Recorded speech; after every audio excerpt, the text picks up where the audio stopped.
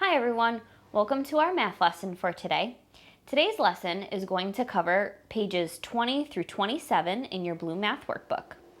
In our last session, we went over how to organize data and how to read graphs. So today, we're going to continue with that, but I'm also going to show you some strategies for answering some harder questions that we're going to see on our workbook pages.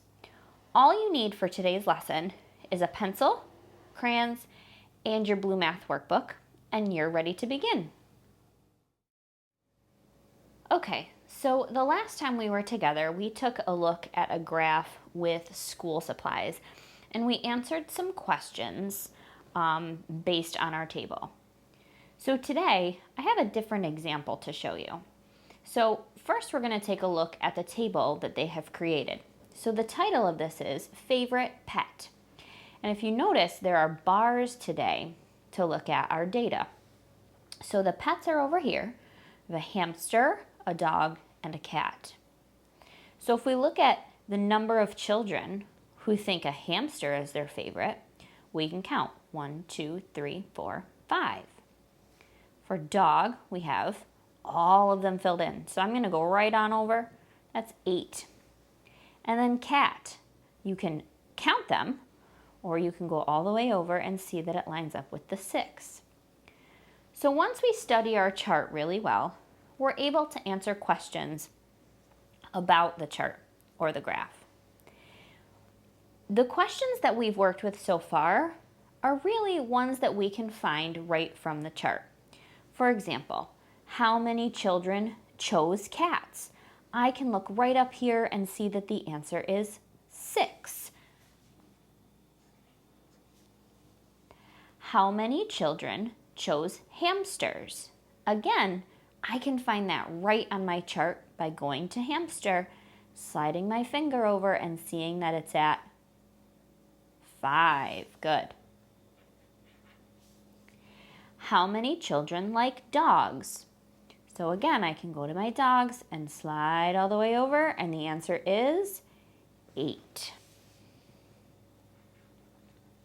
So these are the basic questions that you can see right from the chart. But then we start getting into some vocabulary that we have to remember, and sometimes we need to use some math strategies to answer some questions. So the first word I want to go over is the word most. Now that's pretty easy, but most, that means the highest number of votes. So then the opposite of that would be least or fewest. You might see those words in some questions. Those mean lowest or the smaller votes. So I want you to remember that when we're going through our questions today. The other word I want to go over is total. Total means all together. So if we have to use a math strategy to figure out the answer to a question that's asking for the total, we're going to want to know all together, meaning we're going to use some addition. So we're going to skip down to a couple of those questions so I can show you some of those strategies today. So we're going to skip down to question 5. Which pet did the children choose the least? So remember, least we said was lowest. So I'm going to look for the lowest one, and I see that it is 5, which is what animal? Hamster. So I would write the word hamster.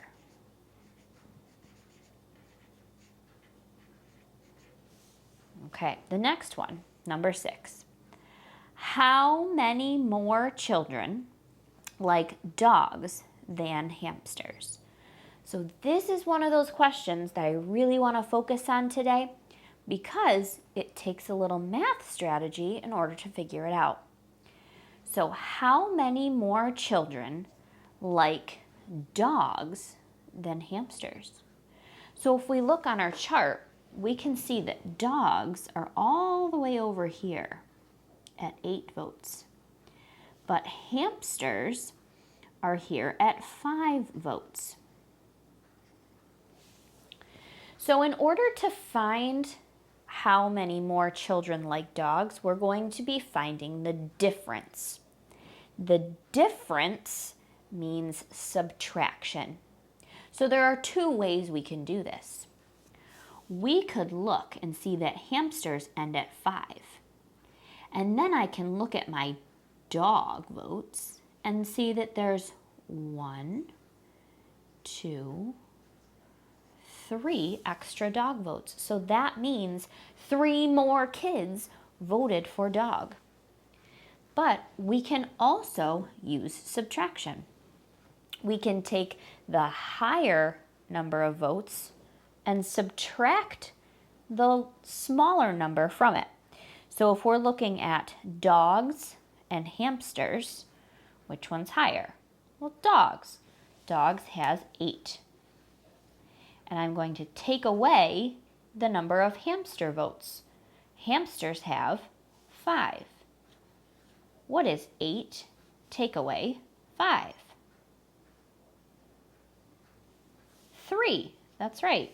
So that means that the answer would be 3 children like dogs more than hamsters. The difference was 3. So either way, if you look, when we counted, we got 3. So either way, the answers match. Okay.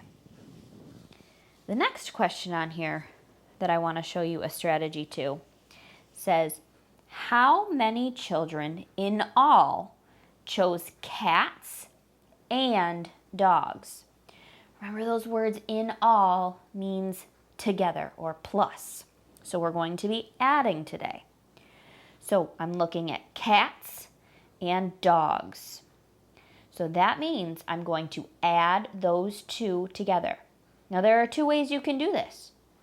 You could count all of the dogs and all of the cat votes together, or you can add. So I'm going to add. I'm going to take 8 plus my cat votes, which is 6. And I'm going to figure out 8 plus 6. Now, if this is one you don't know, quickly use your fingers, count on, or draw a math picture. What is 8 plus 6? 14, that's right. Okay, so then our answer would be 14 students in all liked dogs and cats.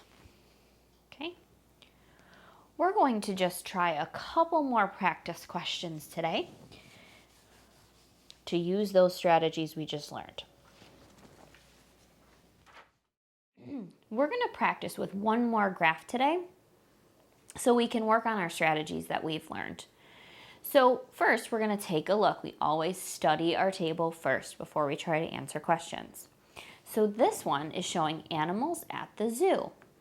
And they drew tallies. So for koalas, if we look at our tallies, we have 5, 6, 7, 8.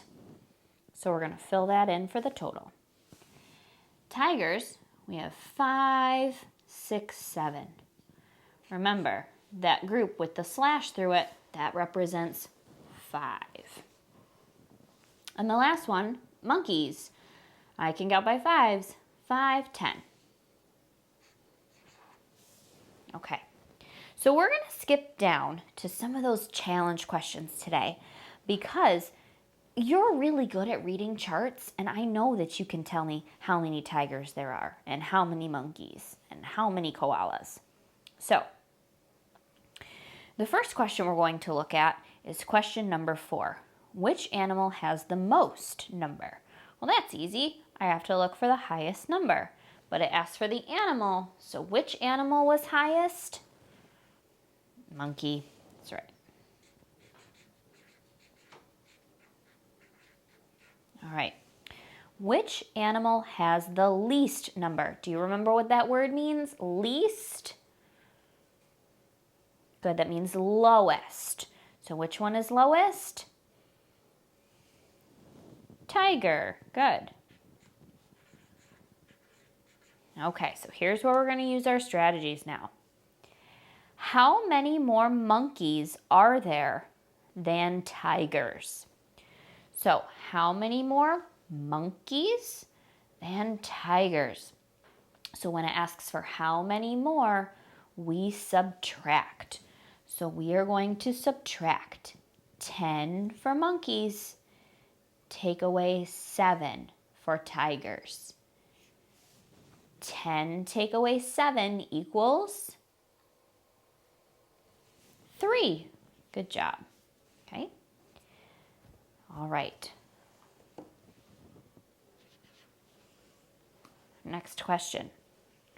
How many koalas and tigers are there all together? So again, you're looking for that key word. All together means plus. That's right. So they want to know koalas and tigers. So I'm going to add these two.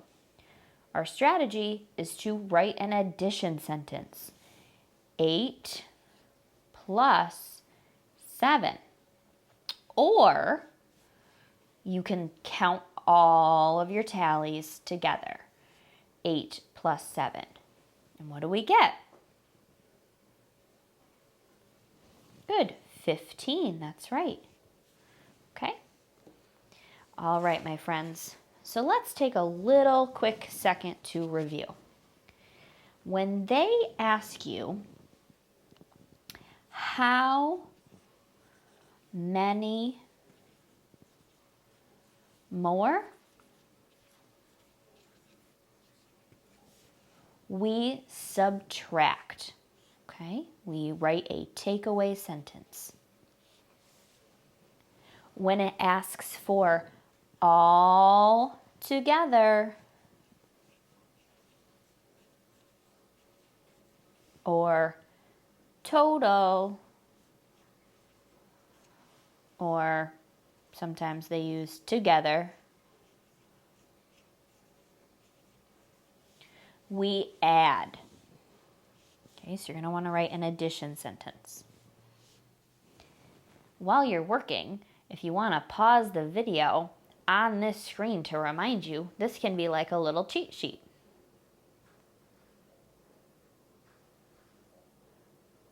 Okay? Remember, take your time with these, and I think you'll be on your way. Adding for the total, subtracting for how many more. Another piece of advice, if you want to watch this video more than once, that's okay until you get the hang of it while you're working in your workbook today. All right, my friends, that's all we have for today for our math lesson. Remember, this is for pages 20 through 27.